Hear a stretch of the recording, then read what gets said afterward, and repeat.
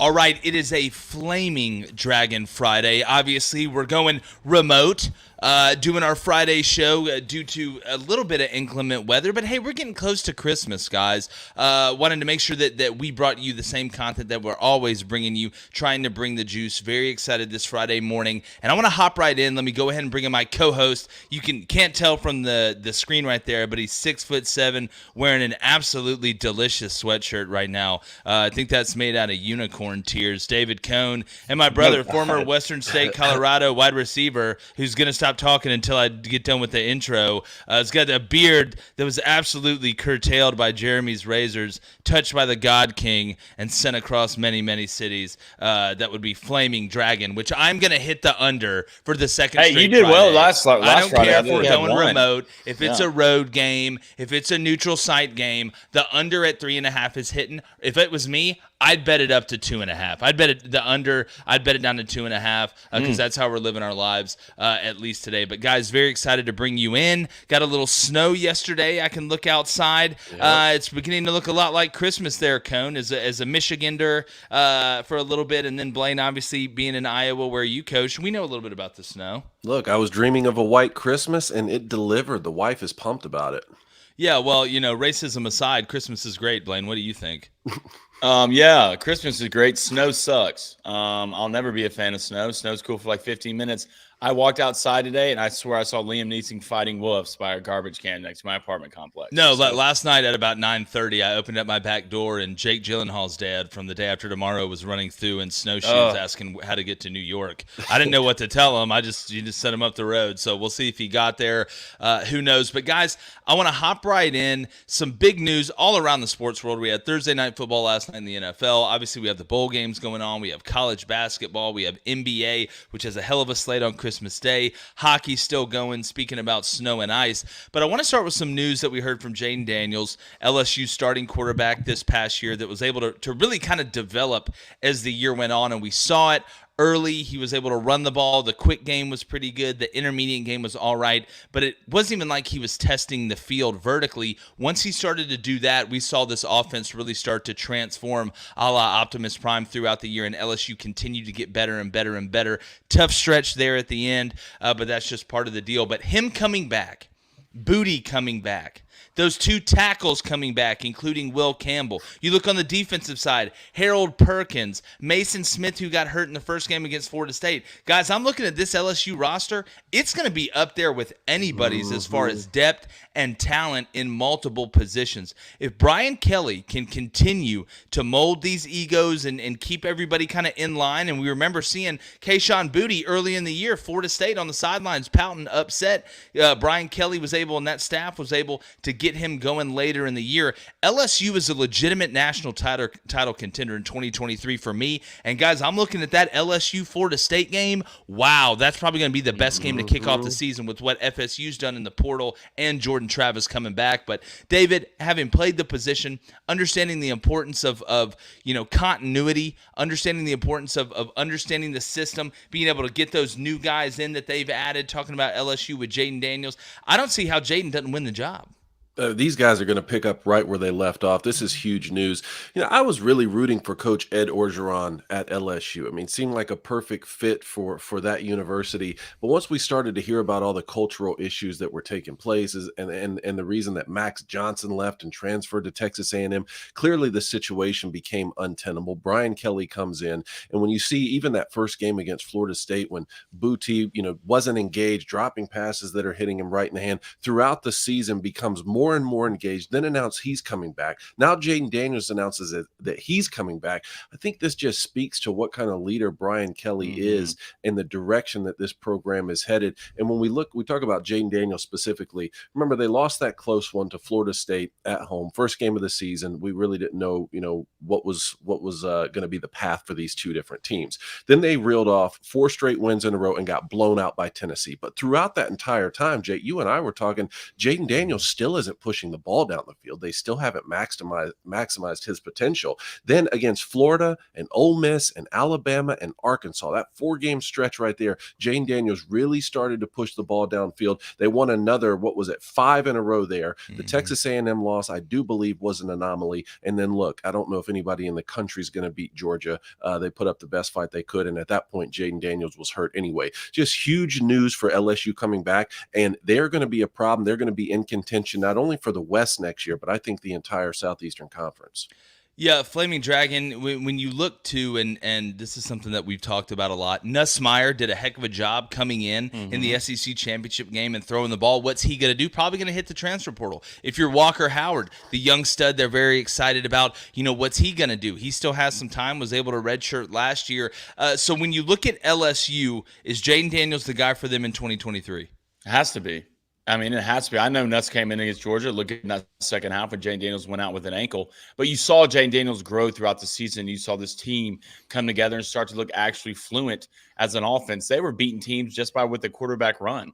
Realistically, getting Jayden Daniels outside the pocket. And it says a lot about Brian Kelly. I don't see a lot of Notre Dame fans in here talking crap about Brian Kelly. Now, you come in year one in the SEC West and you win it. I know the Georgia game, you didn't look phenomenal, but you played about as well as anybody played against Georgia the entire year. And the one thing I'm looking at is this defense. This secondary is going to get a lot better. You get your D lineman back who was hurt. LSU, we've always said this about LSU, and I'll still believe this. LSU will always have the guys good enough to play with Bama, good enough to play with Georgia. They have absolute freaks walking down in the state of Louisiana, and they always win that state. They're young at receiver. I mean, you're getting Butte back. Right now, I don't know. We might have the best game of the year week 1 in college football next year. Yeah, I think they're two legitimate teams that can make the playoff. And I'm interested to see what that line's going to be for LSU, Florida State. And if you're interested in betting lines, sports gambling, you need to download the DraftKings Sportsbook app. Go do it now. And if you use our promo code BOOSTER, that's BOOSTER, and you bet any NBA moneyline game, you get $150 in free bets if that team wins. That's right, $150 in free bets. That's DraftKings Sportsbook app. Use our promo code BOOSTER. The same game parlays, we talk about them all the time, whether it's college basketball, whether it's college football, whether it's the NFL. I did one last night. Was very underwhelmed, let's just say, by the performance from the Jets. I had the Jags plus 3.5, but the over at 29.5. Absolutely hideous performance by Zach Wilson and whatever Robert Saleh and then puked out in the field on offense yesterday. It was unbelievably gross. But if you want fast payouts, if you want the lines early, if you want the promos are the best in my opinion. When you look at the quick SGPs and things like that, Blaine, I'll go throw a 20 piece on a plus 500 SGP just to have a little fun. Prop bets, SGPs, it's whatever you want. If you're going to draft like a king. I prefer DraftKings over any other sports book. And to be honest with you, it's not even really that close. But what a terrible performance by the Jets. I'm glad I put Zach Wilson in my It's Mid segment yesterday. It worked out perfectly. Yeah, it did. Cone, you love DraftKings. I wish I had just taken the Jags plus 4.5. That was enough, man. I didn't need to tie it to the over because that certainly didn't hit.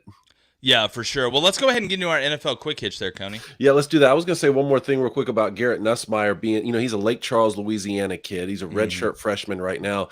I just would hate if this kid transferred out just because Jayden Daniels is coming back for one more year. I mean, that's the plan for a lot of these guys is, hey, sit behind an older guy for a few years. If he got 2 years to be the starting quarterback at LSU, that would be more than enough for not only a college career, but to be able to go to the next level. So we'll see if he decides to transfer out or not. That was my thoughts. Yeah, no, look, well, we're going to see, but in the age of the transfer portal, I would lean toward him probably leaving. And look, Garrett's been there for a while. It's not like he's been there 10 minutes and he's just going to leave. I think, I'm interested to see what Walker Howard does, some of these young quarterbacks that they're really excited about on this roster. All right, so we talked a little bit about the Thursday night football game. Jags 19, Jets 3, another just pitiful performance by the Jets on offense. We were talking yesterday, which one of these two teams is more likely to make the playoffs? And Jake, you said the Jets, this was a must win for them because of the schedule moving forward. It seems like I was thinking about the situation with the San Francisco 49ers. Very good defense, weapons on offense, still haven't figured out the quarterback position due to injuries, and now Brock Purdy's in there leading that team, and I wouldn't be surprised at all if the 49ers make a deep run in the Super Bowl. Here you have a Jets team that's sort of in the same camp, not on the same level as the 49ers, but very elite pieces around. They've drafted very well except for that quarterback position. What do you think is going to happen with New York moving forward? Well, I'm going to be honest with you. I was just as disappointed in the Jets' defense last night as I was in the offense. I mean, look, the Jaguars have been pretty hot coming in. You look at what T-Law's been able to do with ETN. Zay Jones has really stepped up. Evan Ingram is starting to look like that one-year, $9 million deal he did with the Jags is going to end up paying dividends at the end of the day. So I know they have weapons. Marvin Jones Jr. is an old head as well. Christian Kirk in the slot is absolutely nasty. He's going to eclipse 1,000 yards this year. But I thought the Jets' defense was supposed to be the one that's going to lead this team. I thought in bad weather, this Jets defense, and they did early, guys. First drive, Quinnen Williams, who's unblockable. Elon Musk couldn't block him on Twitter right now if he wanted to. Goes and forces a fumble on the third play of the game. The Jets are able to get it. Instead of going and scoring, instead of going and shoving it down your throat, they get held to a field goal, which was a win in reality for Jacksonville because the ball was recovered by the Jets literally in the red zone. I think it kind of set the tone the opposite way, and the Jets defense seemed like they were back on their heels. And I thought Doug Peterson and the offensive staff for the Jaguars did an unbelievable job in bad weather, still being unpredictable. They weren't launching the ball down the field repeatedly, but they weren't lining up and running it into a wall like the Jets were on first down literally every play. You saw some play action. You saw them run the slip off of the split screen. You saw a little bit of dink and dunks on first down, and it seemed like the Jaguars kept getting in second and fours and second and threes and third and twos, and then when they'd get in third and eights, they were able to find crossers and they were able to manipulate the Jets defense. I was as disappointed in the Jets defense last night as I was in the offense. I will say this. I think Zach Wilson's done. I think Zach Wilson's done with the Jets. Not his NFL career. I think he's done with the Jets. Part of me in the back of my mind, and I want to make sure I give credits to the Jaguars because they did a hell of a job. I thought they played a complete game. That was a thorough beatdown when you look at it. But was Mike White, was part of him in the back of his mind? Because think about it. You're Mike White, right? Nobody knows you. Most people think Mike White is the new basketball coach at Georgia who left from Florida. Like that's who they think Mike White is, not the quarterback for the Jets. You finally get your opportunity. You go in there and shine and you ball a little bit and the team rallies behind you and the team looks better than they did with the superstar quarterback they thought they were getting. And then you get a broken rib and you go to 10 different doctors and they all tell you can't play. And Zach Wilson goes out there and to quote, a skit from SNL, oops, I crap my pants. I mean, once again, but it's not all on Zach. But if I'm Mike White in the back of my mind, am I super pissed about it? No, because if Zach would have gone out there and balled, I don't know if Mike White gets another shot. And that's for guys like Mike White. Every shot could be your last shot. So it was an interesting game to me. But it's again, when you look at the Jags schedule and you look at the Jets schedule, if I'm the Tennessee Titans right now and I'm looking at the Jags, it's a problem. It's a legitimate problem. And I know Tennessee doesn't have the greatest team coming into Nashville this weekend, but I'm telling you right now, boys, the Jags are making a run for this division. I would look at one thing from this game, and that's Trevor Lawrence. You're seeing Trevor Lawrence grow into the guy he's supposed to be. You're seeing him on the sidelines. He's high-fiving. He's smiling. He's giving guys an advice. You can tell Trevor Lawrence is the leader of that offense when he's on the field. And it comes into his play. He's growing. He's making the right decisions. And another thing let me talk about the Jets. It's not like you spent a 5th round, 6th round pick on Zach Wilson. All right. This was a number 2 pick in the first round. All right. This is going to look just as bad as the coaching as it's going to look on Zach Wilson. And was it all on Zach? No, it wasn't. You go back. I mean, how many times were the Jets behind the chains with penalties? I mean, how many times was it 2nd and 15, 2nd and 20? And as a defense, I mean, Jake, you know this, but you can only be on the field so much before you're just going to give something up. I'm pretty sure the Jaguars led by 12-plus minutes on possession. They went 7 for 16 on third down. I believe the Jets were 1 for 7 on third down and like 1 for 6 on fourth down. It was bad all around. And the Jets defense, I don't think they played terrible, but you were on the field the entire game. Zach Wilson is done at the Jets. I don't think Zach Wilson will get the starting job anywhere in the NFL. They blew it on the pick. You hit on your other picks, but you blew your second pick overall in the draft. I was thinking about this last night, and I wanted to ask you guys, in an age where the quarterback position is just so vital in the NFL, would you guys rather be the coach and the GM of the New York Jets right now, where you have some serious players at multiple positions on both sides of the football, but you don't have the quarterback position figured out? Or would you rather be the coach and the GM of the Chicago Bears right now with a young Justin Fields who's shown what he's been able to do, shown what he's capable of, but you don't have the pieces and you have to go get multiple weapons around him and on the defensive side of the ball? Yeah, to me, there's too much of an overhaul for the Bears to justify me just taking, Justin Fields at quarterback. Love Justin Fields. I think if you put Justin Fields on the Eagles, you don't see a huge difference in between him and Jalen Hurts. I really believe that. But there's just too many pieces and there's too much risk when you're having to make that many changes to an organization from a personnel standpoint. I know I have a lot of proven commodities. I mean, the Jets are a quarterback away, guys. The Jets are a quarterback. Garrett Wilson, I think he's going to continue to get better. Is Conklin the long-term answer at tight end? I don't think he is. But I think there's, defensively with Sauce, like Blaine mentioned, you have players at all three levels. If you're the Jets defense, you have Quinnen Williams up front, who's a superstar, probably going to replace Aaron Donald as the best interior defensive lineman in the league, in my opinion, over the long term once Aaron hangs it up. You look at C.J. Mosley, a guy linebacker I played against in high school at Theodore, making a Pro Bowl for the 5th time. He's playing as well as he ever has in the league. And then the back end, you look at Sauce and some of the guys they have back there. So the Jets have really 65% of this team figured out, but 30% of it is at the quarterback position. Can you imagine if the Jets go out there and get, I don't know, say Aaron Rodgers or somebody like that? Because again, it's one thing to say, all right, we want to go out and get a big-time quarterback and try and convince that quarterback to go to an organization that's still building. It's another thing to go to Aaron Rodgers or somebody like that and say, hey, listen, we have an elite defense, we think, going forward. All right, so you don't have to go score 45 or 50 points every game. We also have a young running back in Breece Hall that came off an injury last year that is an absolute stud, and we got some backups behind him that we like. Offensive line, we're continuing to build. We're a little bit young there, but on the outside, Elijah Moore is a guy that can do some things. Garrett Wilson is a young guy that we believe in. Let's go out here and get a couple other pieces and put them behind a quarterback that can really do it. And the Jets can move from the suburbs to the penthouse pretty quickly, in my opinion. I think the Jets are in a better situation. It's also worth noting the AFC East right now, Blaine. I mean, the Jets before last night were 500, 7-7, still last place in the AFC East. I mean, this is as bad as we've seen the Patriots in a long time. They're still 500. The Buffalo Bills aren't going anywhere for a long time. Look what Mike McDaniel's able to do in Miami right now with Tua and some of the weapons they have. The Jets at 7-8. I mean, hell, they'd be in first place of the NFC South right now. I know. Isn't that crazy how it's worked? This is such a tough question to answer because I think Justin Fields is just an absolute trendsetter talent. I think if you can you can look at it the same way for the Bears. If you go get a couple pieces around him, you're going to get Darnell Mooney back, who's a good back. You got my good receiver. You got Montgomery at running back, who's a good back. You got Herbert as his backup. Your offensive line is not bad. You go get some pieces on defense and get a receiver. Justin Fields can probably take you to the promised land. You're seeing what this kid does on the field. It's a lot to go get guys to replace certain positions of other quarterback.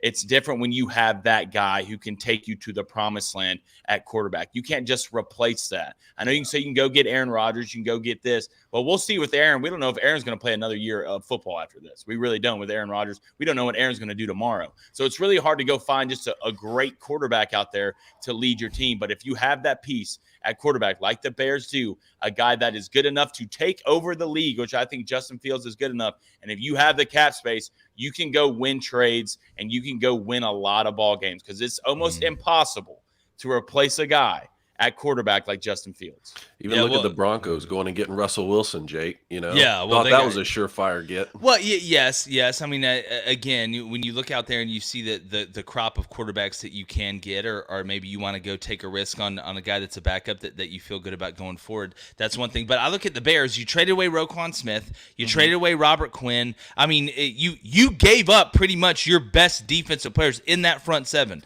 So going and getting new guys, nothing is ever for sure, regardless of how long anybody has played. I just feel like the Jets are in a better situation going forward. They got to hit on one guy, in my opinion. They got to hit on one. The Bears got to hit on about 5 or 6 guys. Yeah. Well, honestly, those trades, you got cap space and you got picks. So I mean, you're gonna have to hit on picks. Again, that's fine. That's fine. What quarterback you gonna go get, Jay? But pick. You've got to see what's out there at the end of the year. I don't know what situation we're going to have at the end of the season with some of these teams. But if you're going to go out there and get draft picks, well, that's great, but you're projecting. That's what we always talk about. The difference between the transfer portal and a high school kid is that I'm getting a proven commodity out of the transfer portal. I'm not having to project a high school kid to come up here and play, just like I'm not having to project a college kid to come up here and play in the NFL. And free agents. Well, that's exactly. But they got picks. They got a lot of picks for what they gave the Broncos. That was a long-term play that they made when you're looking at the Seahawks, but or excuse me, with the Bears. But I do, before we go any further, you talk about good. If you want to reclaim your gut health, all right, you want more energy, you want to fight aging, well, you need to go to athleticgreens.com/Crane and Company, all right? And if you do that, you are going to get all type of interesting things. We talk about Athletic Greens all the time. Blaine, you drink it in the morning. Cone, you drink it in the morning. I drink it in the morning. Reed absolutely loves it. It's kind of a family household, morning milkshake here. And I can already tell, just from an energy standpoint, that's the biggest thing for me. Coffee, really, I enjoy drinking coffee because I enjoy just the process of it, the routine of it. And obviously that's exactly right, the Black Rifle coffee. Athletic Greens, to me, I get more energy out of it because my body hadn't built up a tolerance. And guys, you talk about you're going to get free packs of vitamin D, all type of stuff if you go to athleticgreens.com/Crane and Company. It's a must-have, Cone. Do it now. Blaine, your thoughts? AG1, man. AG1, I drink it every morning. There's 75 multivitamins inside of it. Doesn't have all the nasty stuff that you need. You got a little semi-tropical taste to it. It's phenomenal. It has everything you need in a day when you want to stay healthy, especially in gut health, especially if you want to be jacked and tan just like me with a phenomenal beard. So, Not only have I been taking the Athletic Greens, but I haven't had caffeine in 3 days, I think. Oh, my God. Are you all right? Coney? I'm alive. I gave up I'm here. sugar. Good. I don't know how you do that. That's unbelievably impressive. But like I said, if you go to athleticgreens.com/Crane and Company, you get a free 1-year supply of immune-supporting vitamin D and 5 free travel packs with your first purchase. All you have to do is visit athleticgreens.com/Crane and Company. You know what's up. Cone, I want to get back to the NFL Quick Hitch in 1 second, but Blaine, I want to go to the Booster Club and see what all the noise is about. I know there's a lot of comments in there. And subscribe while you're in there and like the video. All right, Booster Club, we all heard that. So there's one right there. All right, there's one right there. Oh, okay, good. All right, hold on. One right there. Let's go to Jimbo Eagle for the $5 donations. I'm still upset at you for not changing your badge to mine. We'll talk about that later. All right, what exactly will happen in the city of Buffalo when the Bills win the Super Bowl? It's kind of like what happened in Wisconsin. They're going to burn the city down. Yeah, look, I'm afraid.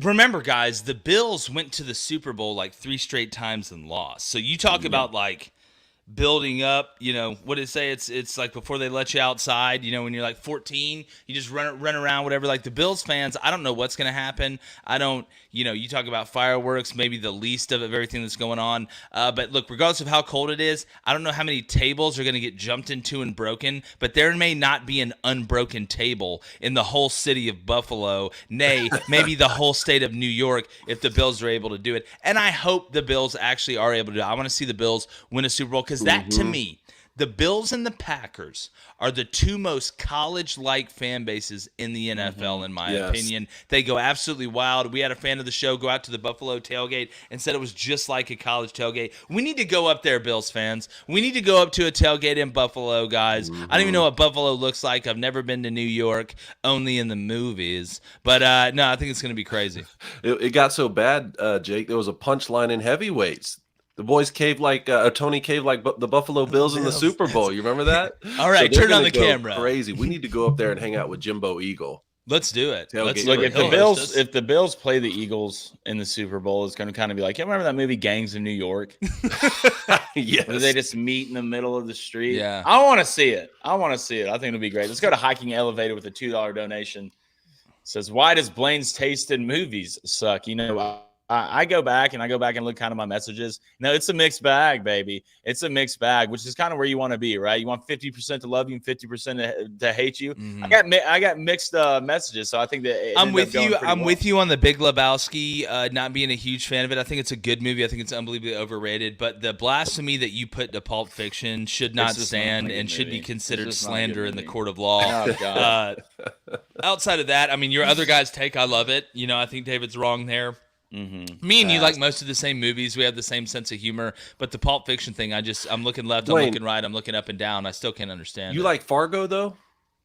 I do like Fargo. No, but Blaine, do you like Fargo? I don't know if I've ever seen Fargo. Oh, okay. Because if you love Fargo, but you don't like Pulp Fiction, that'd be a little weird to me. Yeah, I don't think I've ever seen Fargo, to be honest. I need to watch it, though. Let's go to Hog in OKC, $5 donation. Appreciate it, brother. He said, thanks, guys. You make the other national sports talk shows mid. You love to see it. You love to see it. Look, they're just we don't have to script fights and do all that stuff. We're gonna get on here and tell you what we think. We fight anyway, regardless. It's not even scripted. Blaine, I thought you got after Skip Bayless pretty good too. Look, boy's gonna respond to one of these tweets nowadays. Skip, deep down when you walk in that room full of writers and they tell you what to say or what can be the craziest thing. It's like Drake said in the Pound Cake song, man. Only real music's gonna last. That other BS is here today and gone tomorrow. You dragged me down. You dragged me down with Skip, Blaine. What was that all about? Well, you know what you did. You know what you did. Don't act like we know who threw the first punch in this battle. And you know that I know you. Yeah, I thought you would be honored to have out of nowhere get off my lawn. Out of nowhere, the Gaylord Stoner Bowl. No, it was the gay stoners playing music under the bridge near the hotel bowl. Yes. Oh, excuse me. Yeah, Blaine, get it right. You read and do other things good too. Let's go to Trevor. He says, how do y'all think Matt Rule did on his first national signing day at Nebraska? I thought he did pretty good. Look, to me, Matt Rule, when it comes to like the glitz and glam of college football recruiting, he's like, I'll say just the person, but me being a male, just like the girl who in like, sixth grade, maybe a little stocky, a little thick around the ankles, and then all of a sudden you come in that seventh grade summer, she grew up a little bit, she looks a lot better. I think Matt Rule gets better with time. You know what I'm saying? Like, he's not going to wow you off the jump like Prime or anybody like this, but if Matt Rule sits down, gets to talk to you, you find out his personality. I know you think he's a fourth grade teacher, Blaine, but I think Matt Rule did pretty well. I think they finished close to the top 30. And 31 overall, 35 transfer rank. Yeah, and again, it's year one, so he's probably going to be heavy on the transfer portal. But I thought Matt Rule did a pretty good job, and I thought a lot of the new coaches did pretty well. I'm not even talking about the ones that just got hired, like the Matt Rules or the Hugh Freezes, but I mean Dan Lanning, guys like that. Brent Venables at Oklahoma, huge, getting Peyton Bowen thanks to his girlfriend who plays soccer at Oklahoma. It's funny. We get on here and talk about NIL being a big part of people going to school and obviously going to the NFL. You know what the number one just drawer of players is you got a girlfriend that goes to the school. Let's be honest. Let's take it all the way back to day one.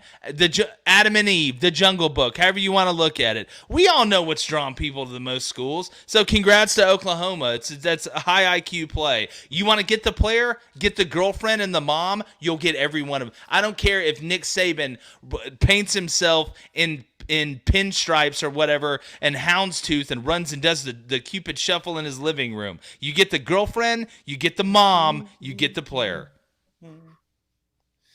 Let's go to Mike RFF Lifestyle. $5 donation. Appreciate it, Mike. He says Justin Fields finally is a witch. Bears lost confidence by letting go of Smith and Quinn. We could have been a wild card team, and I'm not keeping it steady. They're betting on the future, man. All right? Yeah, you just can't look. One thing about the Bears that y'all have been really good at missing picks lately. You can't miss any picks these next 2 years. No, and look, again, you don't have to get the greatest players of all time around Justin Fields to have success, but it's not just the offense, it's that defense, and when you're in that division, you have got to play defense to be able to get out of it. So, look, the Bears, it's not tanking. I think they realize that they have a really nice piece. They have a couple other pieces that they feel good about, and they want to try and build the thing from scratch with good metal instead of throwing something together and going out there and losing in the wild card game. Love it. Let's go to Laura Brown, the queen of making beef jerky. Hashtag Ask Crandon and Company. What do y'all think of Brock Purdy being an example of a decent QB, staying in one system for 4 years and finding success in the NFL? We do need a bigger sample size. Coney? No, I love it. I love that. We said that the other day. I mean, he was a 4-year starter there. I think he was offered by Alabama, actually. He was. Decided to go to Iowa State, 4-year starter there, which is already incredible. When I think back, just what I was just saying about Nussmeier staying there, the plan when I went to Michigan, it was told to me straight up, hey, come in here. You're going to redshirt. We do want you to fight for the backup spot, your first year, but the plan is to redshirt. We want to put 30 pounds on you. Back up Chad Henne when he goes to the NFL. Maybe it can be your turn to start here. That that was always the traditional thinking. These guys starting for 4 years now is incredible. And I don't think the success that Brock Purdy is having right now is some, fluke or, flash in the pan or something. I know he has a really good team around him. I know if you put him on the Texans right now, he wouldn't be playing as well. And Kyle Shanahan's drawing all sorts of great plays up for him. We broke one down in Huddle Up yesterday, Jake. But I think that Brock Purdy can have success in the league.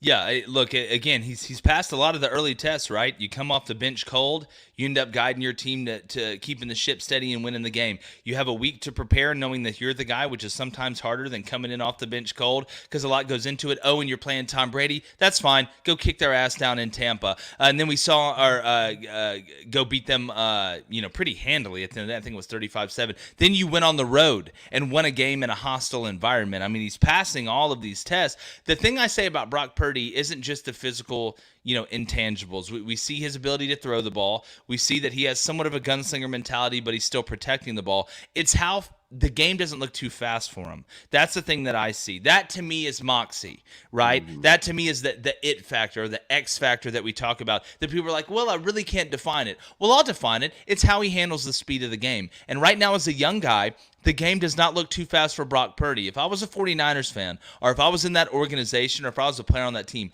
that would be the part that I would be the most excited about, is that the speed of the game is not overwhelming him. It's like the first time you go 100 miles per hour in a car. You're a little bit like, I'm going 100 miles per hour. I'm flying. Brock Purdy got in there and went 110 and asked if we can kick it into another gear and go even faster. That's what I'd be surprised about. But, Cody, let's get back to our NFL quick hitch. Let's do it. I want to talk about Ron Rivera for a second. Mm-hmm. He's been on our show. Washington started 1-4. Now they have a winning record, 7-6 through multiple quarterback changes.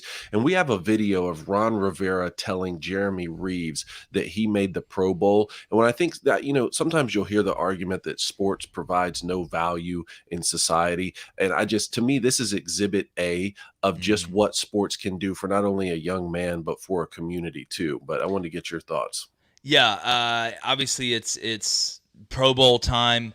I do want to say about Ron Rivera, I didn't like the way he handled the Jack Del Rio situation before the season, but again, two things can be true at once. I think the way he's handled this team with what's gone on off the field with this whole Dan Snyder situation, and then you have Carson Wentz going down. You talk about a team that has really gone through adversity. That's why watching them lose to the Giants almost hurt a little bit. To me, and I'm not a fan of either team, but Washington has gone through more adversity than just about anybody. So we want to play this video. I got some background on Jeremy Reeves, who played at South Alabama when I coached there, but let's go ahead and play this video. This is why sports is fantastic, and if you don't think sports matters, well, you don't think very good. Let's go ahead and play the clip. Jeremy, yeah, don't mind him. We're just finished. I got to finish that up in a second, but listen, congratulations. You're the Pro Bowl special teams guy. You're the starter.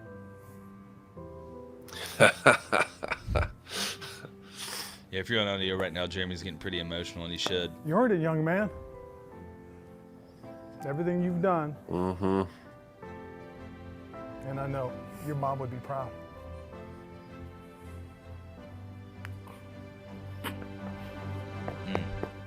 That's incredible. Yeah, look, if you. The story with Jeremy, obviously he's been on kind of a couple different practice squads, and it's been a fight for him, and there's a lot of, great stories of guys being able to triumph. I remember when Brian Turner, when I was at South Alabama, coaching the special teams, signed this kid out of Pensacola, was a little bit undersized, I believe he played at PC Catholic, came in, and as a freshman was one of the best leaders we had, was able to put on weight very quickly, and went out there in the field and did it by example. Jeremy never changed. He, had a lot of accolades in college. Knew he would have a shot in the league. Didn't know how, kind of where he would fit in. He was kind of a tweener a little bit position-wise. Had recently just lost his mother. And if you knew Jeremy, I know a lot of you don't, nobody deserves this more than him. It just, again, one of those things where we talk about what sports can provide and the avenues that it can provide and the lessons that it can teach, not just for guys like Jeremy Reeves, but who knows how many kids watch that video of Jeremy and think, hey, man, I can do it too. If I really want to, I really grind, and I'm able to not quit when it gets hard. That's a problem we have with a lot of people in general nowadays, not just kids. We have a lot of adults that act like kids, is that the first time it gets tough, you want to get out. The first time it gets hard, that you want to make an excuse. Oh, well, I have a built-in excuse now. I came from a bad background, or my father died or my mother died or whatever. And yeah, that sucks. That sucks. But using it as an excuse and using it as a crutch is one of the things that is too prevalent today in society. It's so great to see a young man like Jeremy use that to better himself. He deserves it. And watching the way that Tress Way, the full video, if you watch it,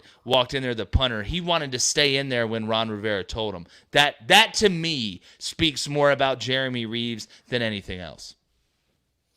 Well, I think, when it comes to sports, like, you don't have friends, you have family, and a lot of things have happened in my life where I've leaned on sports and it's taken to places where I never thought I could. And your greatest moments in your life aren't your greatest moments. Your greatest moments are when you get knocked down and you get back up. And you can talk to Jeremy Reeves, and I'm sure he's got his ass knocked down a lot throughout his career, but he did what? He got back up, and now it's starting to pay off in the end. Good for Jeremy Reeves, man. I almost got emotional watching that. You can see how much Ron Rivera really cares about these guys and how much that shows on the field and how together they are, even if they lost to the Giants. It's a family, it's not a friend thing. And Jeremy will remember this. He'll remember that conversation for the rest of his life. Yep. Three more here. While we're on the Commanders, they go to the 49ers this Saturday, and Chase Young is going to play, boys. About time, to talk about adding a piece when you needed it, especially coming off last week with that loss at home against the Giants. That was huge when it comes down to playoff terms. You need a guy that can get after somebody on the edge. I think it's going to be a low-scoring game with the Niners. I mean, every time you have that 49ers defense, it's probably going to be a low-scoring game with D'Amico Ryans as the DC, Fred Warner in the middle, and Bosa on the edge there, and we know what they have in the back end. This should be an unbelievably physical game. This is one of the games I'm most excited to see. Taylor Heineke's going to be pissed off after the way he played last week. He's been a guy that's been able to bounce back a lot, so I'm interested to watch it for sure. The Ravens are going to host the Falcons. Lamar Jackson is out again. Yeah, look, the Falcons are pretty much, folded up the tent. I wish they would have tanked earlier, in my opinion, if you really wanted to do what you thought you could do. We talked about a lot about that before the year. I think the Ravens find a way here. Huntley making another start. I think Huntley is what a lot of the haters thought Lamar Jackson was going to be. That Ravens defense is going to have to carry him. Patterson, we know he's scary. We know Drake London's really figuring it out. One of those guys in that young wide receiver class that seems to have a lot of answers early in his career. I do like the Ravens at home in a low-scoring game. I know it's going to be freezing. All right, last one here, boys. YouTube lands the NFL Sunday ticket. 7 years, $14 billion on that rights deal. Yeah, it's absolutely unbelievable. I'm going to be watching Red Zone anyway, so it doesn't matter. But no, it's a good move, and it just goes to show you kind of the way that we're moving.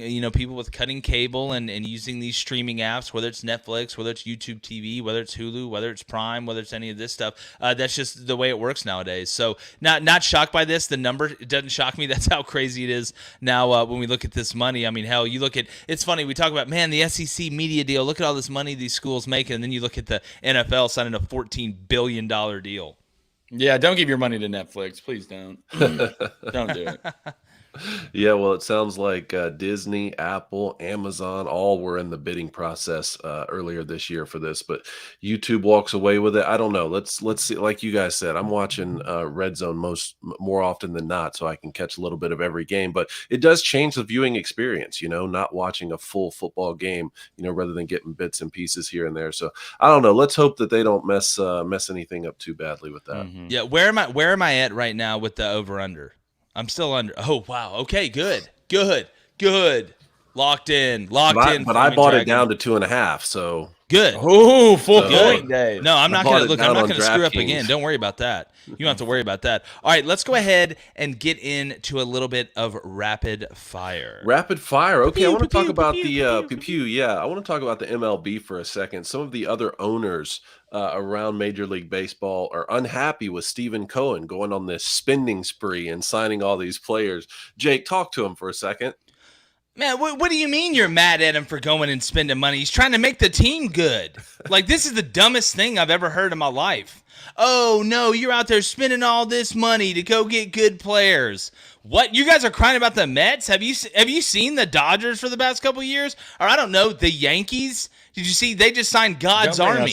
So, like, I'm just, again, this confused me. Because I'm sitting there looking around. DeGrom went to the Rangers. It's not like they dropped a bag to keep him there. I know, look, you look at Lindor and all these guys that they're paying. They want to win. I'm not going to get mad at somebody paying to win. It's like I didn't get mad at Texas A&M for buying all those recruits through NIL. You want to win. Now, you got to do something with them.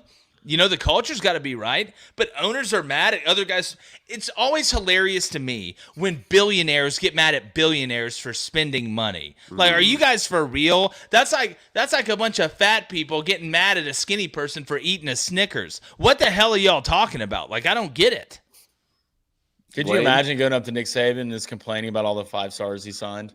Like, man, this isn't fair, man. You talking about Lane Kiffin? Yeah. Nick yeah, Saban, and it's funny man. how Jimbo, you know, the number 1 class. Next thing you know, you don't have the number 1 class. Then you start to hear the complaining out of Jimbo about not having rules in NIL and people getting paid too much. Isn't that funny, Jimbo? Isn't it funny how that works? You can't complain now. Why you talk different you did before? You can't triple stamp a double stamp. I think every professional sports league should have a hard salary cap and stick to that and not have this luxury tax situation. At the same time, whatever that number is that you're allowed to spend, these owners can't be getting mad at another owner for going out and doing it. Imagine if the 3 of us had apparel companies, right? And it's like, I know what the owners want. They want to maximize profits and have the most competitive team they can while still making as much money as possible. Yes. But if I decide with my apparel company to make high quality material and spend more cost on the assets that I need to create the material, and you guys are mad because you want to make it cheaply and make more money, but it still be good. It's like, hey man, we're making good shirts over here. All right, they feel good. They're nice. Yeah, those lemon bars are amazing. All right. Yeah, God, the Dark Lord Cthulhu. Yeah, it's like, look, water sucks. Gatorade's better. Jake, you pointed this one out to me. Next one is Tom Izzo getting teed up here. Michigan State's head coach. Like, we have to play this. Yeah, I'm gonna play this clip of Tom Izzo getting a technical foul in an elf sweatshirt. Like, this is to me. Tom Izzo getting a technical foul in an elf sweatshirt should let Michigan State shoot 2 free throws. Like, how does that make anything worse? Let's just play this. And I'm going to let you – if you're on audio, you need to go to YouTube and watch this because this is one of the best things I've seen in a while. Let's go ahead and play it. Look at it. Look at it. It's even got the little belt. They put a big elf suit on him. Look at him getting angry. That's he must fantastic. be from the South Pole. He's an angry elf. Look at him, dude. I can't take you serious. It's like yesterday in my tree outfit. I had somebody message me and like, dude, I loved your monologue, but I couldn't take it seriously. You were dressed up like a tree. It's like I didn't know if you were doing a show or rooting on Stanford on the side of the court. If you're a player, you just had to be laughing. I'd have been losing on the bench. If I'm a ref, I'm laughing. By the way, I got to tell you all this. So I took the over in the Texas Tech Houston Christian game the other day, which hit by like 1 million, thanks to the Christians from Houston.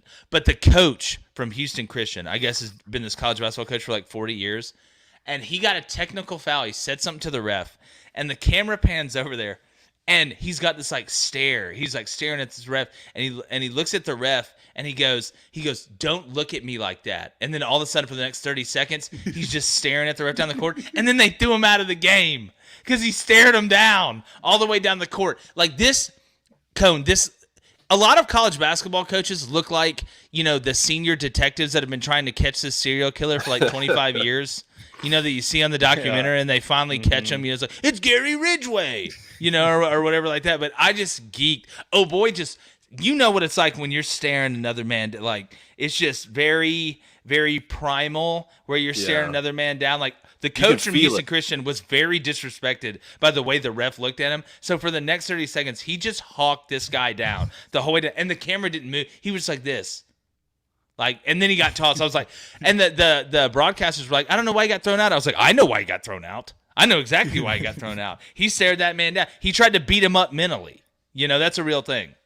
I think Izzo just told the ref, call me Elf one more time. I think Yeah. that's what he was saying. Call me Yeah. Elf. You think he went over the pregame with his assistant coach? He's like, I'm gonna Yes. get teched. I'm gonna get a tech with this elf sweater on. It's gonna be hilarious. No, yeah, he just sat around and be like, "You guys want to laugh today? Like, how about I get a technical foul with a self sweater on?" But speaking about battles mentally, if you wake up or at any point in time you're tired in the day, or you just want some great coffee, right? You don't want just the average cup of Joe, the average Joe's cup of Joe. You need to go to Black Rifle Coffee, all right, .com right now. You need to use our promo code Booster. You get 10% off coffee apparel, gear, and when you sign up for the coffee subscription club, you know the second coolest club of all time outside of the Booster Club, whether it's Lava Panther, whether it's Gunship, whether it's the Headless Horseman's Roast, they've got an absolute smorgasbord of delicious coffees. Blaine, your go-to every morning. You rumor has it you drink it through your mouth and your nose.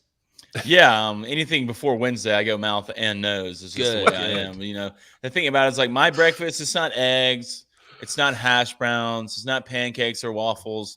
It's a nice cup of Black Rifle, and I'm really falling in love with the Lava Panther. It's really top tier right now. Gunship, phenomenal. I know you're a big Gunship guy, David, but I'm telling you, there's not a better way to start your day. 2 ways to start your day: 1, Black Rifle Coffee; 2, Crane & Company.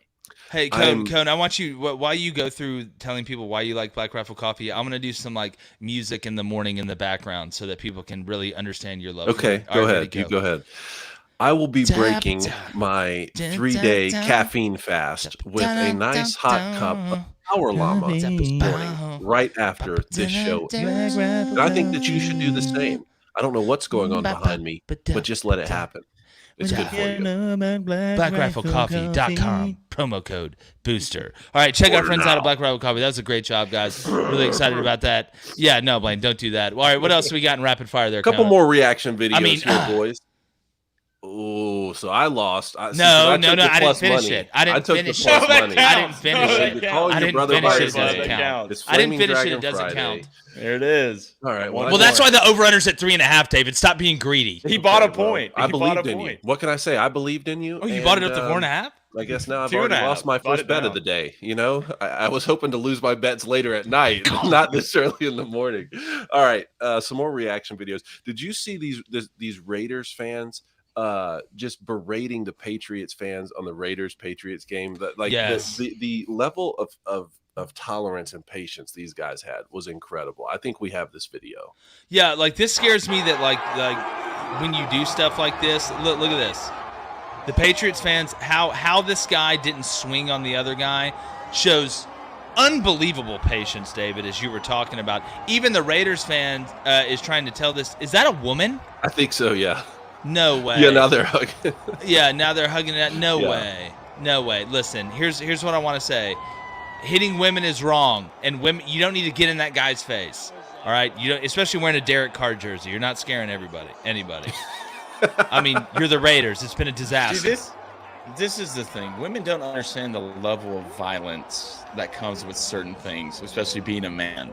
Like, you know, when you bump into each other, when there's a 3 to 5 second level of violence that you're deciding whether or not you're about to try to kill each other. Mm-hmm. That woman has no idea what could happen if that guy really got upset. If that was a guy, that's a brawl. But there's a levels of knowing and violence when it comes to two guys. If I'm in a bar and you step on my shoe when you walk by, there's an eye lock right there, and there's 3 to 5 seconds of know that if we're in the jungle, it would be me and you. Women don't get that. They don't understand that. That's why. Look, you don't want men to treat women like men. That's why I keep trying to tell. Or you're gonna walk outside and it's gonna look like Fallon Fox fighting all the chicks walking up and down the street. I mean, it's gonna look like Ukraine right now. So you don't want that. I promise you. That's just so stupid from any person to do. You're just asking to get it. And look, at the end of the day, it's just not smart. But hats off to them. Hats off to them for remaining cool, calm, and collected. And when you have 6 Super Bowl wins, you know, it makes it a little easier. Yeah, I'd be like, look, I mean. Oh, Blaine, did you say something about Robert Kraft was flying those guys out for the next game or something?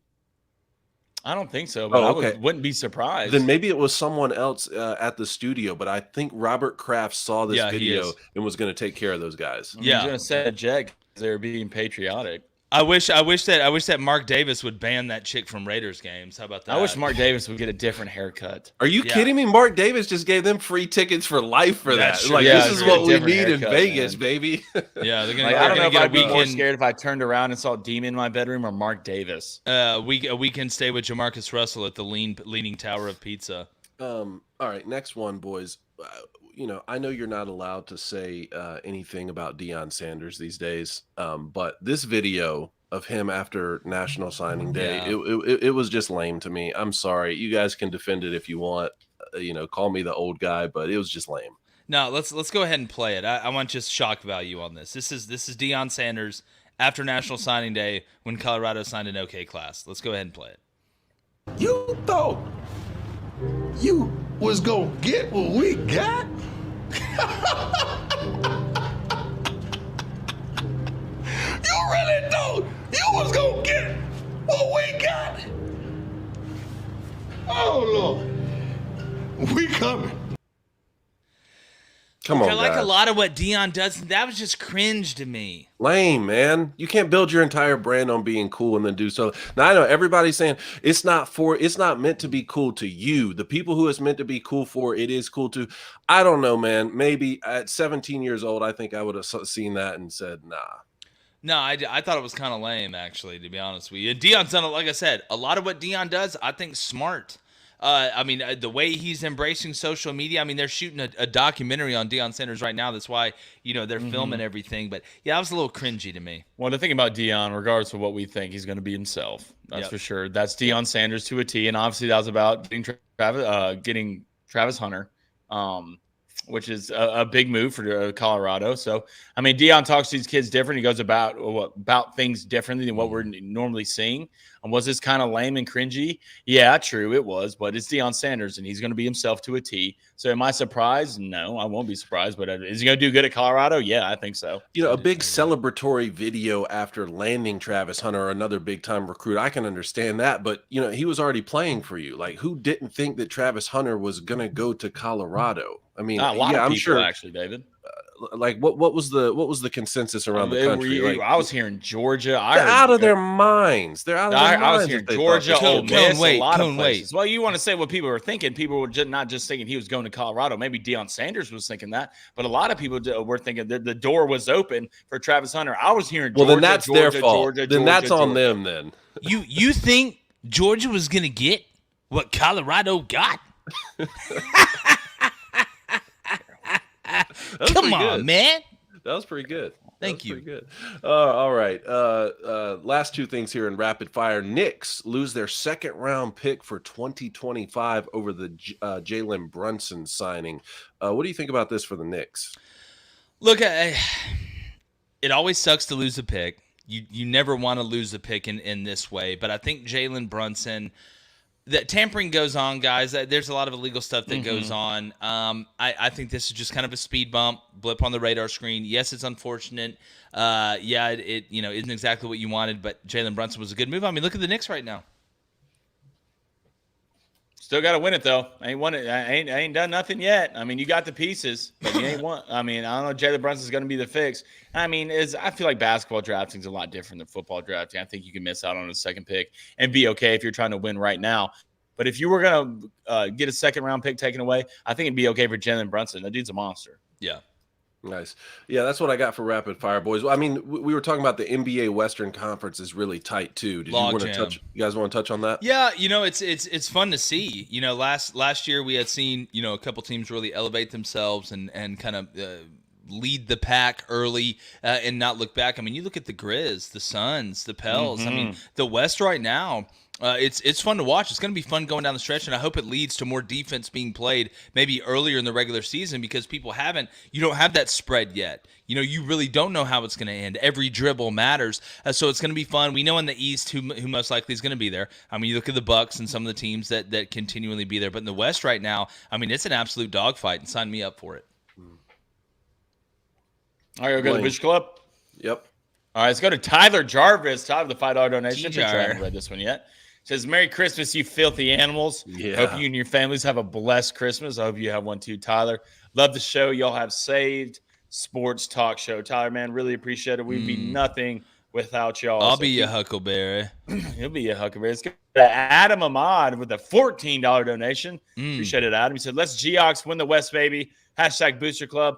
Listening from Saudi Arabia today. Nice. Really? Nice. Now that's representation. That is representation. Tell everybody in Saudi Arabia about Crane and Company. I want one of those gold Ferraris. Tell them, go Tigers. Go Tigers. Charles Moore says, do we not get a poll today, Flaming Dragon? No, we do not. I cannot make a poll today, which I'm sorry. But, make one in your head. Go ahead and make a note of it, and I'll get back to it Monday. Let's go to Lars Corville. What's up, Lars? Nice. Let's go to Jayden Daniels. Still hasn't learned to throw the football after 40-plus games. The Jaden Fluffers in Baton Rouge are ecstatic. Well, I see, watching the SEC championship game, I mean, Jayden Daniels was making throws in the intermediate game. I mean, even from hash to hash that were impressive to me. I've never thought that Jayden Daniels couldn't throw the ball. The two problems that he had going into LSU, if you watch Arizona State, was he would just throw it up for grabs. Mm-hmm. I mean, he would just literally throw the ball up for grabs. And early in LSU, I think he had heard that over and over again from the coaches and from people outside. Oh, all you do is throw interceptions. It got to the point 6-7 games in where Brian Kelly was like, yeah, I know we hadn't thrown an interception, but we're getting no return on our investment because we're not pushing the ball down the field. You're going to throw a couple interceptions trying to make some big plays down the field that don't hurt you as much because sometimes they're like a punt. But Jayden Daniels can throw the ball. I mean, look, is he the greatest thrower of all time? No, but when you can run like that, and we've seen this multiple times in college football. When you're an elite runner, which Jayden Daniels has the ability and has shown flashes of being an elite runner, you don't have to be the greatest thrower of all time. You don't have to be Drew Brees. Look at Lamar Jackson. We know how elite of a runner Lamar Jackson is. Is he the most accurate quarterback in the NFL? No, but he's a damn good thrower of the ball. I think Jayden Daniels is a pretty good thrower of the ball, and you add in that other element, and now the defense has to, take away two monsters from you, and it's going to be easier. We see it all the time when you look at quarterbacks that can run. I mean, it just opens up so much more. It gives you that chance to beat Bama. It gives you that chance to beat Georgia. How many pro-style quarterbacks are you lining up and winning the national championship with? Hell, even Stetson Bennett's out there just running around in circles. So, again, I get people that maybe sleep a little bit on Jayden Daniels' arm, but, man, I thought he threw the ball pretty well this year, guys. I mean, am I crazy? I mean, first year in a new system. I mean, and he got better throughout the year. He's only going to get better. Jayden Daniels, y'all's guy.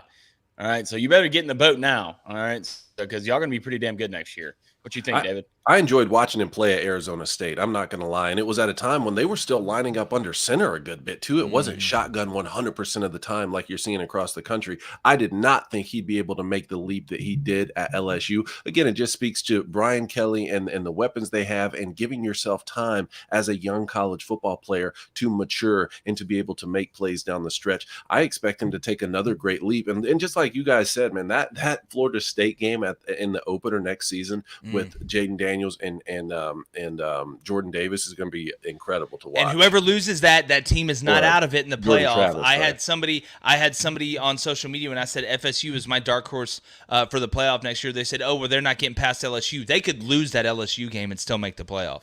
Yeah, Jordan Davis playing quarterback might be the scariest thing I've ever heard someone say in my life. Yeah, I think I was thinking about the country music star. God. We're getting him on the show. Could you imagine if Jordan Davis could run and throw? And then also, he can run. Jordan Davis can run. Yeah, that is true. Yeah. Let's go to, go ahead, Blaine. Go ahead. Let's go to Cody Nason, 95, a.k.a. the Graphic King, a.k.a. the King of Getting Graphic. Hashtag Ask Crane and Company says, do you like the idea of the hard salary cap? The NHL has had an incredible amount of parity lately. A lot of that has to do with the hard cap that they have.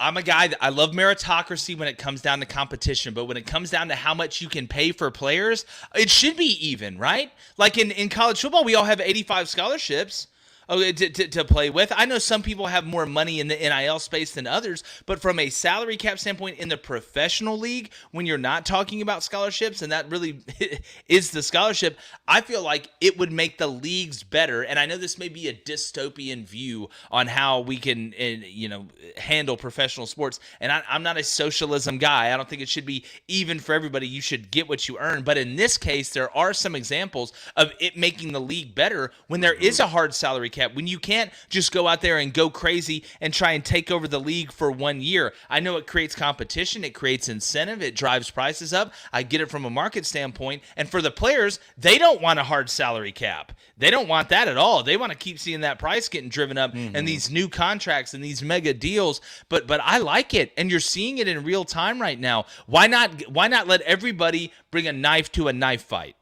Yeah, people think about it as this is sort of antithetical to free market values. But when you have one competitive league where the point is to be as competitive as possible and create parity, all you're going to do is drive small markets out of the league, which I don't think is a good thing for any one of the professional sports leagues. And we all understand, look, just like you play by certain rules in all of these sports, right? Like you're going to play by these rules. We're going to play by these rules. We're going to go have a contest of skill. It's the same around the league. Even when we do our fantasy football league, we set the boundaries of what is acceptable. You can do this, I can do this, and now let's go draft the best players and put together a great team. Should be the same in the professional sports leagues. Agreed. Yeah, I think Ben Shapiro should drop Justin Fields so I can get him, to be honest. Let's go to Austin Turner. All right, hashtag Ask Crane and Company. Could you see Nussmeier, the Nuss Bus, going to TCU? We did see Jack Besh, the receiver / tight end from LSU, go to TCU. Could we see Nuss scamper on over while Max leaves after this year? Well, that isn't the only one we've seen go to TCU. We saw Brockermeyer, the offensive lineman from Texas, go there. We saw Trayshawn Holden, the wide receiver from Alabama, go there. Yes, they're quarterback hunting. To me, if I'm TCU, looking at kind of the way that system operates with Garrett Riley, Nussmeier is nice. Does he run well enough is the question, I think. Because if you look at what Max has been able to do and what you want to do in general, that quarterback being somewhat of a dual threat, doesn't have to be the most elite dual threat. Max Dugan can hit the home run, in my opinion. But yeah, I tell you a guy that I'm looking at, if I'm TCU, is the Mordecai kid from SMU. When I watch him play, I need to see his eligibility, where he's at. But God, man, I think he would fit that. I got a guy in mind for TCU that I think would fit pretty well. Who? And that's Hudson Card.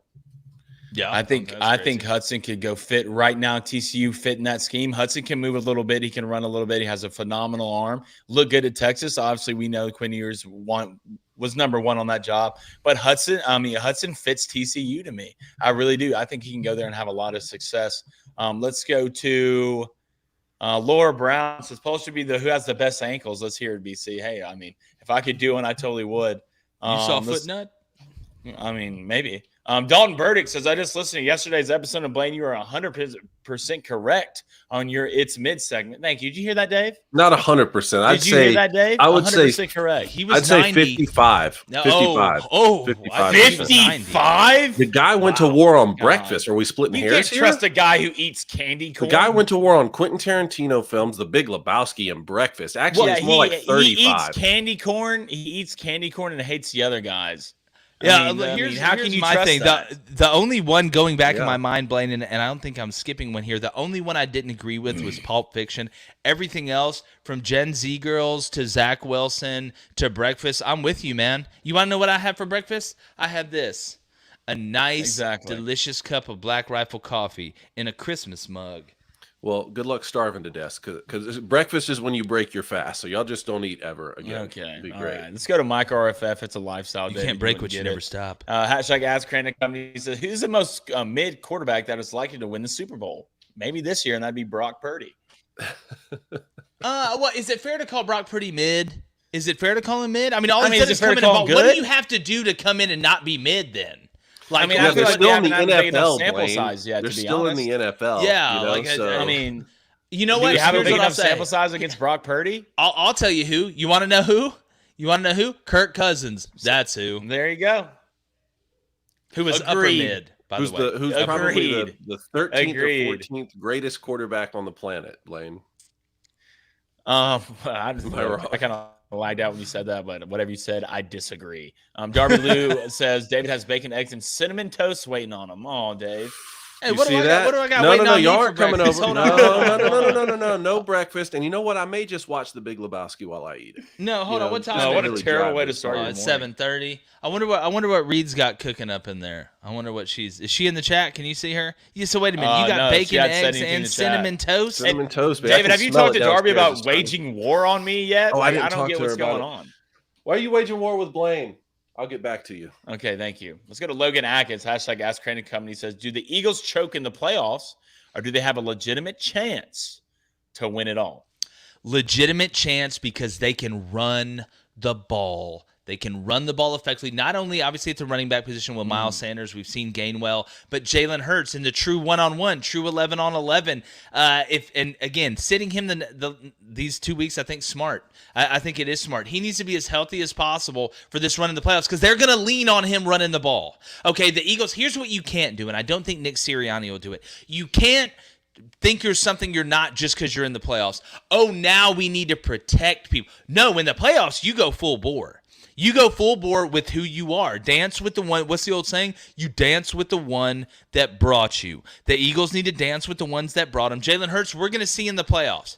We don't know yet, really. We don't know when they've had this much momentum going into the playoffs, and you're expected to do well, how you're going to do. We talk bad about Dak all the time in the playoffs, and he deserves that. He's probably going to blow it again. Just give him a chance. He'll screw it up. We haven't seen Jalen Hurts do it, but Cone, part of me, with just the way that Jalen's made up, like, I don't think he's going to go in there and Papa Doc this thing in the last round against Eminem at the shelter.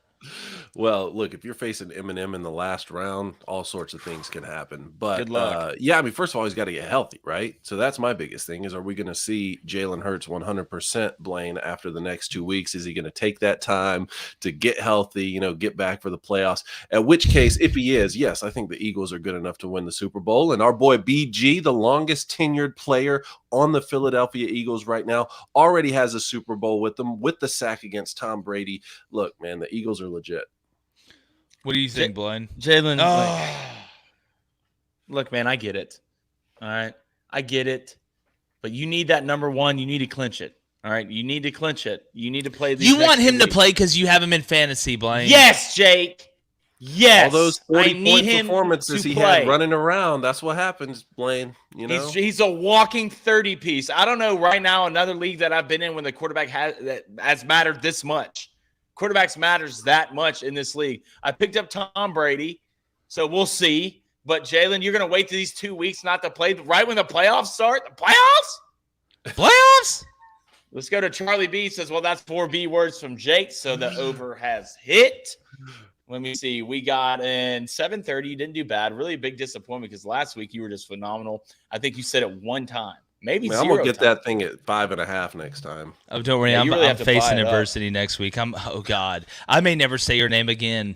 I may never say – it's going to be like saying Voldemort at Hogwarts. I'm never saying it again. I'll never say it again. For the rest of your life. Let's go to Billy Two Shoes with a $10 donation. So some more good bowl game names. Spilled coffee on my jeans bowl. Love it. Sponsored by Columbia, like that. Too much Taco Bell bowl, sponsored by Bathrooms. Beautiful. Skip It and Find Out bowl, sponsored by the Mob. Hey, how about this one? How about this one? You Are Not the Father Maury Povich bowl. That's really good. That's pretty good. That's good. Let's go to Cal. Kenny says Flaming Dragon's hat is legit. You're damn right, Jake. Earlier in the show, someone wanted to know where you got your hat from. Mine? This is from Lakewood Golf Club. We went down there, remember, for the Senior Bowl thing, which we're really excited about going to the Senior Bowl this year in Mobile as well. Got some great interviews that we're going to have lined up. But no, down at Lakewood, man, went out there and played terrible and had a good time, though. I love it. Let's go to guys. I don't need y'all both to pause like that at the same time. I thought my screen was frozen. Y'all both literally paused and didn't move at the same. Don't do that again to me.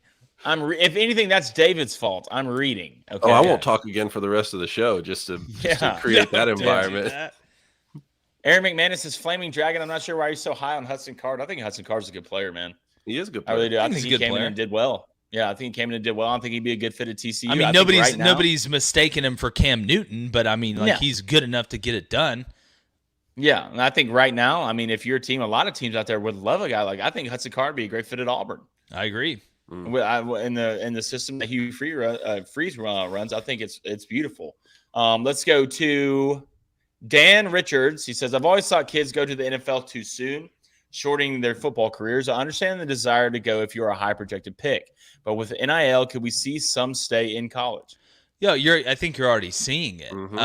You're seeing it not only in college football, but in college basketball as well. I think it's going to have more of an effect, honestly, in college basketball and having better teams with guys staying around, because the NCAA tournament's better when you have veterans at the guard positions and things like that. But when we're looking at football, the NFL stands for not for long for a reason. I mean, your body, especially depending on the position you play, you only have so many years to be able to go play. And that's not because there's a lack of development, because you're not having 18-year-olds play in the NFL. I mean, these are 21, 22, 23-year-olds and beyond, so your body's more developed. But you got to get in there quickly to be able to have a long career. You want to get that pension. So playing basketball for an extra year or two, as opposed to playing an extra year or two in the SEC, that actually is going to shorten your career by coming back a little bit. But the reason they go to, like you said, too soon is because of what? The money. They don't want to have to go to class again. They may have came from a bad background socioeconomically. They want to be able to take that money and run. Well, now NIL has replaced that money that you would get in the NFL draft. So you're going to see it across the board. But I don't know if it's as much as elongating a kid's career because he stayed in college football for another year. I think it actually takes away a little bit of time because the body just continues to get beat up. But in basketball, I think it's the exact opposite. I think the longer these guys stay in college, it's going to be the better for them in the long run. Look, the average career span in the NFL is 2.2 years. So, I mean, even if you sign above the rookie minimum and you buy a car in your mama house and put your kids in, private school for 2 years, that money largely is gone if you only play for 2 seasons in the NFL. So staying in college, maximizing your exposure to these connections that you have, getting that education, I think is going to be good. Because look, every single player who sets foot on a college campus thinks they're going to the NFL and they're going to be a Hall of Famer. Okay. I was no different. Everybody, you have to think that in order to play college football at a high level. And they only take so few guys. So you look at someone like Bo Nix. I don't know what kind of career Bo Nix is going to have in the NFL. Could be great. He could play a couple seasons and decide to go on and move to the next step of his career. I think this time in college is going to help him in the long run. Yeah, Coney, I'm going to go ahead and get into some Saturday lines for tomorrow. We got some good games, tons of NFL, got some college as well. It seems like every sport's playing tomorrow. Yeah, man, we got a bunch going on tomorrow. So we've got the Texans at the Titans. Now, keep in mind, this one's interesting because there's news on Ryan Tannehill, might be out for the season. The Titans are going to host them. They're still in first place. Hold on one second. The Titans are still in first place of the AFC South with a 7-7 record, -3.5 Titans, -195 on the money line, and the over/under is 35.5. Boys. Man, I like the under here still. Really? At 30, yeah. I mean, I know the Titans just signed Dobbs, who looked decent during the preseason. Him and Malik Willis are going to be battling it out. You look at the Texans, what they've been able to do, playing the Chiefs close, playing the Cowboys close. But at what point, if you're the Texans, are you just like, all right, look at our record. We got a couple more weeks. It's pretty much it. I think the weather's going to be freezing cold. I mean, I'm outside looking at it. I'm in Nashville. I feel like this is a 17-10 type game. I think that under of 35.5 is probably the best bet on the board here. Yeah, you might be right. Blaine, what you think? I somewhat agree. 35.5. I mean, I don't know if they're going to get over that. I know Houston's played well on offense the last 2 weeks, but right now, if anything, I'm taking the road dog. Give me the Texans in this game, just the way they performed the last 2 weeks. And you really can't trust the Titans at offense right now. If I'm Derrick Henry, this sucks. I'm getting my career wasted. You're not going to win anything with Ryan Tannehill and the quarterbacks you have right now. So give me the Texans, man. I think even with their terrible record, they believe in this team. They're going to play extremely hard. So road dogs, I'm looking at plus 155 right now. Give me the bread, boy. Hey, I will say, if I'm Derrick Henry, I'm just riding around and listening to a lot of Linkin Park right now. Just a lot of Linkin Park. Really? Just rest my rage. Oh, no. Seahawks at the Chiefs. Chiefs are -10. Over under is 49.5. The Chiefs, I still think the Chiefs have the best chance to win the Super Bowl right now, the way they've been playing. It just feels like one of those games the NFL might script for a Seahawks victory on the road. Yeah, it's going to be freezing in this one too. The weather's supposed to be pretty cold. I actually like a little 2-teamer here, and we're going to drop our bets. We're going to do our 6 bets for tomorrow that we're going to tweet out in the morning. But I like the Chiefs money line and the under, buy it up to 52.5. 44.5 here. I think that puts you right at about, I think it's minus 105, somewhere around there. I feel like that's the best bet. It's hard for me at that 10 number with the Seahawks, with what Geno Smith and them can do offensively. Even though Tyler Lockett's been banged up, they expect to have him back. We know Kenneth Walker's been banged up. They expect to have him back. That's a big number. The Chiefs defense, we know they're very opportunistic. I mean, talking with KJ Wright earlier in the week that we're going to drop tomorrow, and then talking with Chad Brown about it. Yeah, it's great to be opportunistic, but they're giving up a lot of points and then having to make big plays at the end. But I think with this cold weather, I think you're going to see Seattle keeping on the ground a little bit more. I think the Chiefs, this game feels to me like a 27-17, 44 points, 45 points, something around there. So give me the Chiefs money line in the under at 52.5. I like that 52.5 because it buys me an extra touchdown off the 44.5. Okay, I like the Chiefs money line here, and I would take the over if anything. I know Tyler Lockett's not going to be playing in this game, but I don't believe in the Chiefs defense that much. I do believe in Seattle's offense, even without Tyler Lockett. Their defense is still struggling. They're extremely young, but got some good talent on that side. So give me the under. I think this is going to be a shootout. Bengals at the Patriots. That's -3 Cincinnati, over under 41.5. You look at the games last week, right? You say, man, Cincinnati, unbelievable second half, were able to beat the Bucs, and the Patriots, wow, what a disaster, what a dysfunctional place right now. This can be a little bit of fool's gold. All right, the Buccaneers handed the Bengals that game last week in the third quarter. If you watch that game, you know exactly what I'm talking about. Kudos to the Bengals for winning it and taking advantage. But the Buccaneers kicked their ass for that first half up and down. Looked like the old Buccaneers, and then just absolutely fell apart. Unforced errors, right? What do we talk about a lot? Unforced errors. Come in, bring her in here. Speaking about an unforced error, I got a little forced error. Come here, little girl. Hold on. But you look at the Patriots; they're gonna be pissed.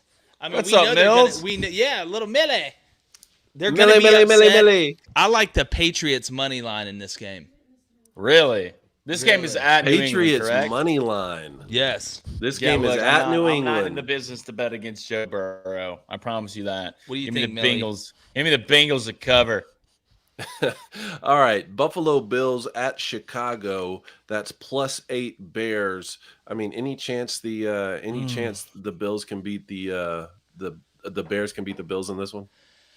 I mean, there's a chance when you have Justin Fields. I mean, he can witch his way around anywhere. Guys, I know I'm sounding like a broken record here. I like the under in this game as well. I mean, it's supposed to be -6 in Chicago. I mean, again, how in harm's way are you going to put Justin Fields in a year that really doesn't matter anymore? If you're the Bills, you know you need it. But again, I know Diggs. I love Diggs. Gabe Davis, Dawson Knox, the weapons they have. Nyheim Hines, it was a nice ad. But I like the under here as well. I don't think you'd be crazy taking the Bills -8, -8.5. But again, the Bears can fluke around just enough to cover this spread. I've watched it happen. It's in Chicago. So, I mean, look, I'm going to take the under here. I think the Bears win this game. Really? At I home. think the Bears win this game. I think Justin Fields has a hell of a day. I don't think the Bills defense play well. I think Josh Allen makes a couple mistakes in this game in the red zone. So give me the Bears to win at home. It's going to be like -13 degrees at this game. Give me Justin Fields. Big day for the kid. I hope he has a huge day because Ben Shapiro has him on his bench. I'll take the Bills on the road. All right, an interesting one here. The Detroit Lions, 7-7. Boys fought their way back into the playoff conversation. They're going on the road to Carolina, and that's -2.5 Lions. Over under 43. Over you. I'm taking the over right here. Panthers terrible last week offensively. I'm not betting against the Lions not to score anymore with Jared Goff, the gumball smuggler, continuing to do his thing. The Sun God, Amon-Ra St. Brown. Give me the over here. This game feels like it could be a 31-28 type game. I think the Lions win a close one at the end. I think you get a big day from Jamal Williams. Give me the Lions and the over. I like the Lions too. Love What do you it. think, Blaine? I love it. Give me the Lions and Yep. the over. Right now, the Lions are trying to make a push for the playoffs. Defense played well last game against the Jets. Jared Goff, is absolutely balling right now. So give me the Lions. New York Football Giants at the Minnesota. Hey, you better protect your 33-point lead Vikings. That's -4 for Minnesota, over under 48. I like the over here. I'm nervous to bet Minnesota. I'm nervous to bet Minnesota because I don't want to have to watch you guys come back from 20 points down again. For me to hit my bet. I don't sweat anything as much as when I bet the Vikings in anything. When I bet them in anything, it absolutely blows my mind. I'm over here just holding on to God and everything close to me when the Vikings play. I like the over here. The Gigantes coming off a huge win at the Commanders. I think now they have an 80% something chance to make the playoff. Daniel Jones. Is that what it is? 80%? 80% now, something like that. Wow. I saw Steve Kornacki do the numbers on it before the game. But I like the over. I'm not betting the Vikings money line. I'm not doing it. All right, boys. We got these. Go ahead, Blaine. No, go ahead, Dave. You go.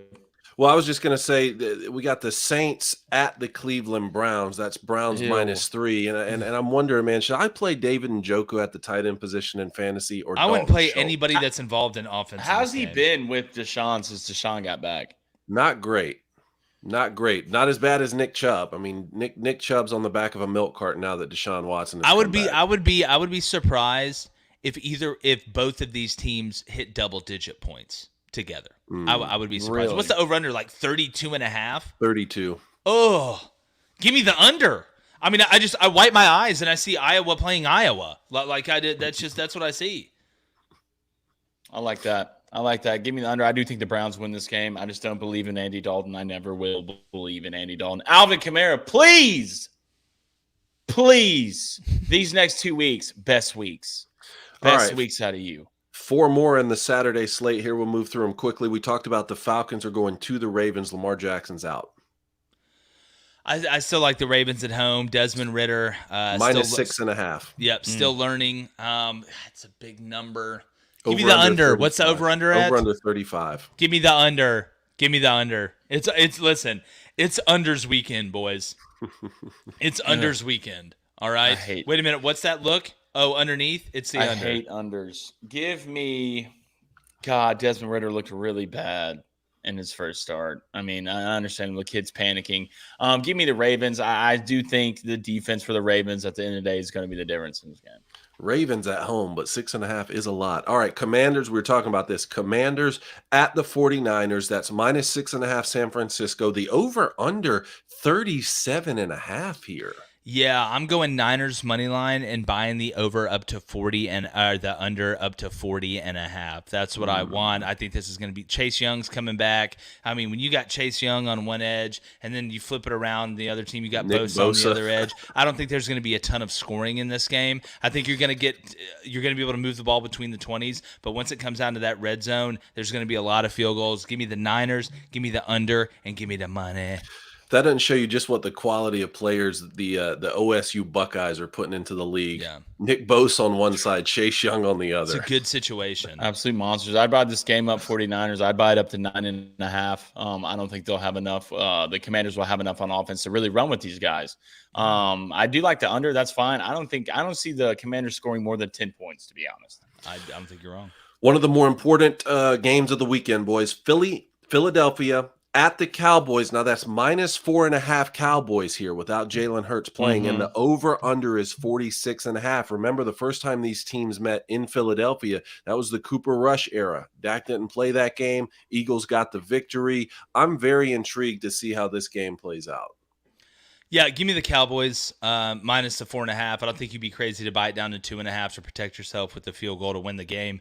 Gardner Minshew, I thought he was great with the speech he gave at the Mike Leach Memorial, but again, he doesn't provide you the same type of weaponry that Jalen Hurts does. You don't go about defending Gardner Minshew the same way you go about defending Jalen Hurts, which has allowed guys like the Slim Reaper, Devontae Smith, and Strong Batman A.J. Brown to be able to get open, get separation, and make hard throws, easy throws.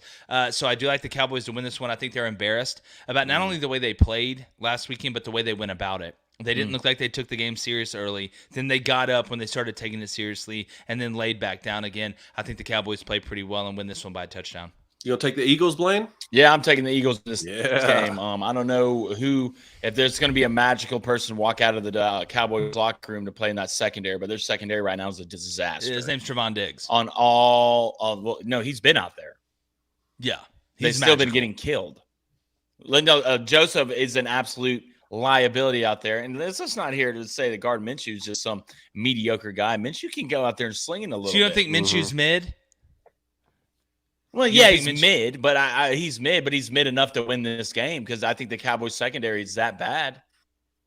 And they gave up 7.2 yards a carry versus the Jaguars. So, yeah, I do think the Eagles that can come in and have a chance in this game. Dak Prescott's been throwing a lot of picks. And the big thing for me, the Eagles, you get Dallas Goedert back, which is huge.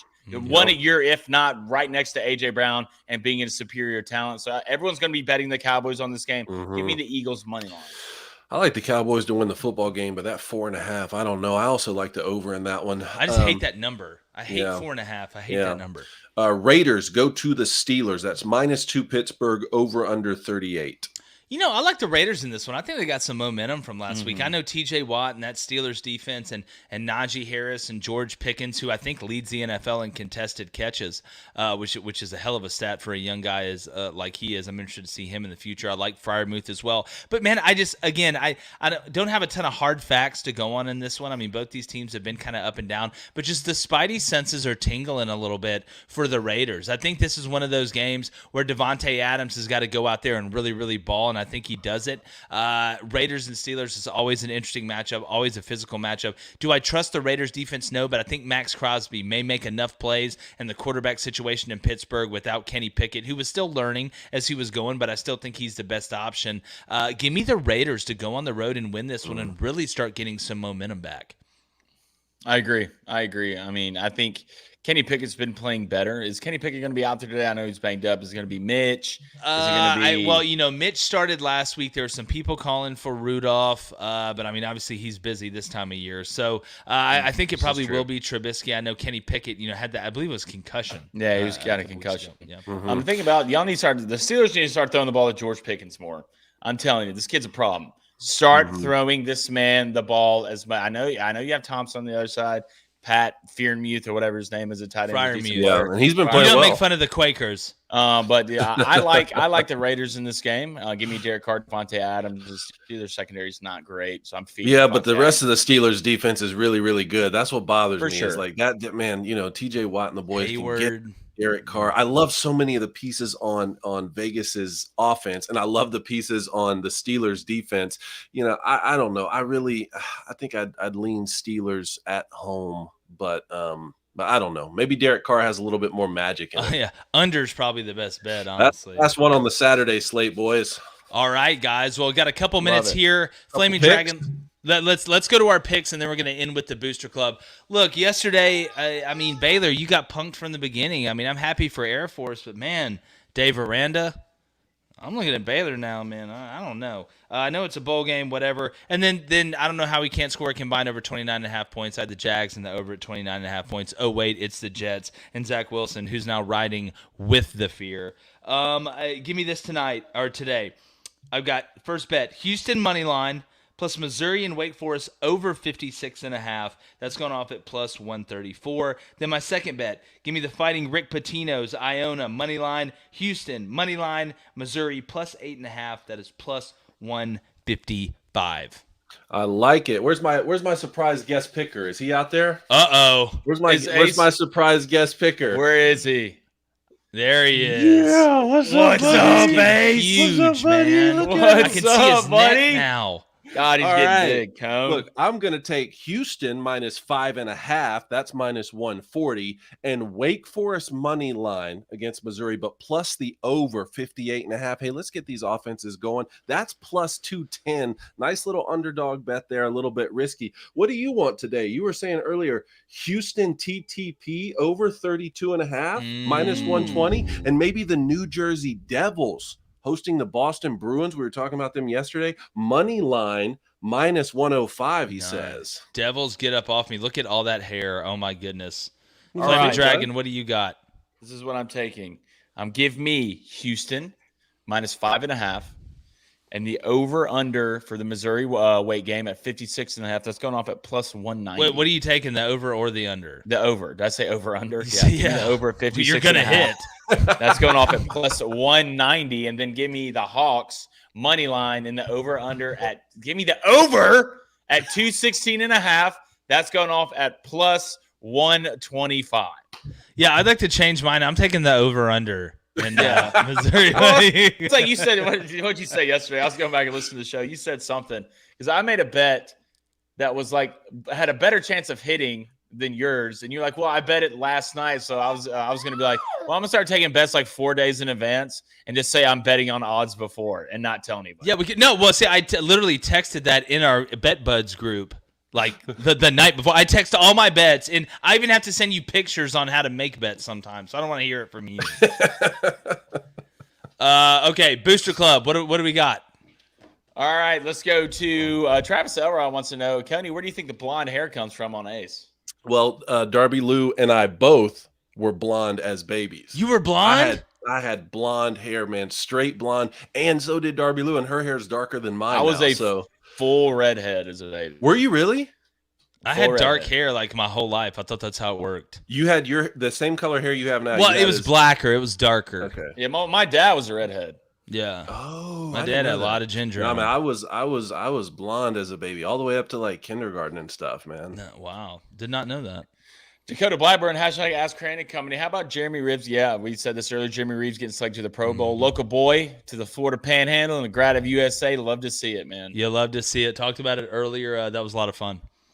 Charles Moore says, Kirk Cousins is mid at producer Justine. Can we get a Christmas Eve win on that one? I heard producer Justine is going to be walking to the Philadelphia airport with a New York Giants toboggan on. Yes, so if you see her, please shame her. Shame her for all of us.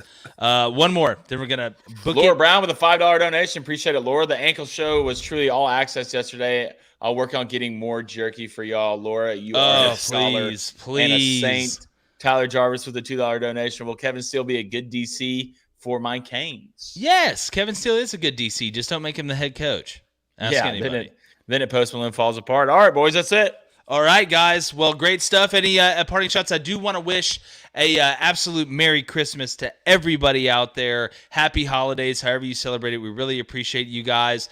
Without you, there'd be no presents under the tree at my house. So I thank you guys a lot. Got some great content coming. It was a great year as well. We've got content coming tomorrow, Saturday special. Obviously on Christmas, we're not going to have a show on Sunday. Surprise, surprise. But we have content coming all next week. Tell everybody about us. Share the show, whether it's audio, whether it's video. Make sure you check out our sponsors. Typically, it's going to be promo code BOOSTER wherever you go, so I can make it easier. Any parting shots? David, start with you. Man, hey guys, it's been an incredible year. You know, a lot's happened in the last 365 days for us. I'm thankful for you guys, and I hope y'all have a Merry Christmas. Banye. Well, yeah, enjoy spending some time with the family. Enjoy Christmas. Enjoy New Year's. Don't drink eggnog. It's terrible, let's be honest. After that, man, really appreciate y'all too. You put in a lot of hard work. It's only the beginning, guys. So let's keep it going. Definitely. All right. Appreciate you guys. Merry Christmas. Everybody have a great one. And like the year of 2022, very soon, we are gone.